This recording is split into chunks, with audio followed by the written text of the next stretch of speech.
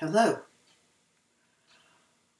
There have been a few Tommy Robinson demos over this past weekend, I believe all over the world, but one in London, at least part of it, became a riot.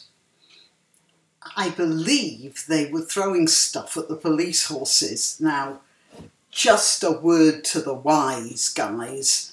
The British may have changed in many ways, but throwing stuff at horses is a most definite no-no. A lot of people had some sympathy for, or at least apathy towards, the IRA in the 1970s.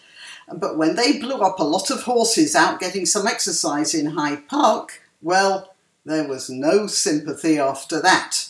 They completely lost the argument. Now, of course, it's entirely possible that the violence came not from the Robinson supporters, but from paid agitators inserted into the crowds to discredit the demo and to call into question the credentials of people sympathetic to Robinson's plight.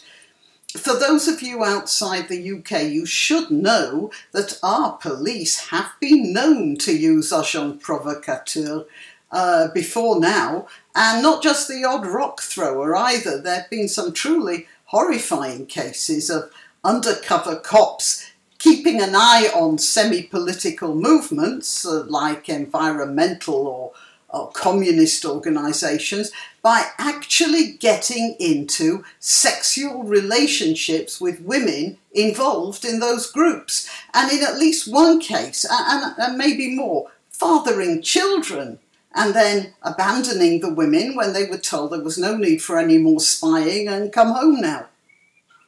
And some years ago, I was personally involved in a legal fight to free two people sent to prison on the say-so of a witness with an obviously false name who had, without a doubt, been coached by the police to convict someone with whom they had a gripe. It didn't work, by the way. We did a lot of demonstrating and we wrote lots of letters, but those two were sent down anyway. That's the way these things go. From my point of view, it was an object lesson, and because of my experience with that, I'll say now that I can't be sure about whence came the violence in the Robinson demo. And we should perhaps pay some attention to that thought.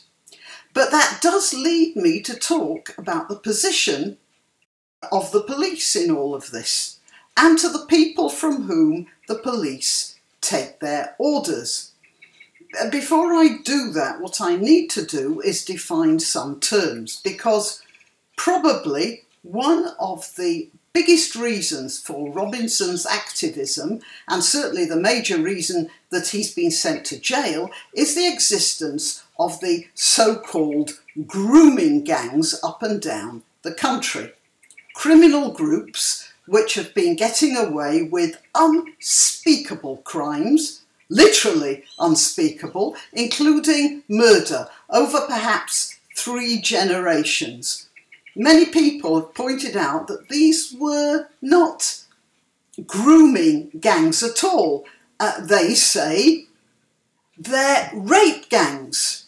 And we often hear the question, why do the press and the media not actually say that? Why don't they call them rape gangs, they say?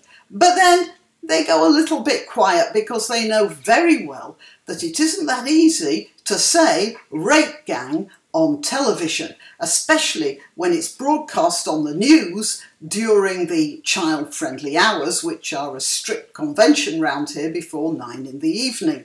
It's also difficult to emblazon the words rape gangs in newspaper headlines 70 points high. So people keep on saying grooming gangs, even while they complain about the term, because they can't think of any other way to put it. And in all that time that this dreadful situation has been under public discussion, I have never once heard anyone refer to the situation that it really is. It isn't grooming gangs, my friends. It isn't even rape gangs. What it is, it's slavery. Those men are not groomers or rapists, they're slavers. And that's all there is to it. You cannot rape a slave, she's your property, in the same way that a car is your property. And you're no more to be criticised for doing anything that you want with the body of a slave than you'd be criticised for driving your own car, renting it to others, or even breaking it to pieces in your back garden. That's how those